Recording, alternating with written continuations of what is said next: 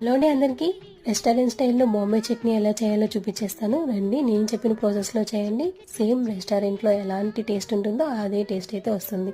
ముందుగా పెయిన్లో ఆయిల్ వేసుకొని మనకు కావాల్సిన పోపులన్నీ వేసుకొని అండ్ సన్నగా తరిగి పెట్టుకున్న ఆనియన్స్ని ఇలా వేసుకొని అండ్ దాంట్లోనే ఉప్పు అండ్ పసుపు వేసుకొని బాగా మగ్గనివ్వాలి. అండ్ మగ్గిన తర్వాత కొంచెం టమోటాలు వేసుకొని బాగా ఉడికించుకోవాలన్నమాట.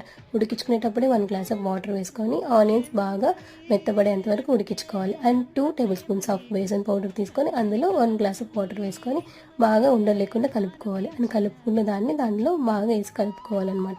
కొంచెం కొంచెంగా వేసుకుంటూ కలుపుకుంటూ ఉండాలన్నమాట. అంతేనండి. ఆ తర్వాత మనం ముందే ఇలాగ పొటాటో సపరేట్గా ఉడికించుకొని దాన్ని మ్యాష్ చేసుకొని అందులో వేసుకోవాలి. అంతే అండి, ఎంతో టేస్టీ అయిన బాంబే చట్నీ అయితే రెడీ అయిపోతుంది. టేస్ట్ కూడా చాలా బాగుంటుందండి. మీరు కూడా ఒకసారి ట్రై చేయండి. ట్రై చేసి కమెంట్లో కమెంట్ చేయండి. అండ్ మా అత్తయ్య గారంటే ఇడ్లీ అండ్ పుదీనా చట్నీ చేశారు. ఇది కూడా టేస్ట్ చాలా బాగుంది. వీడియో నచ్చితే లైక్ అండ్ సబ్స్క్రైబ్ చేసుకోండి. ఉంటాను. బాయ్.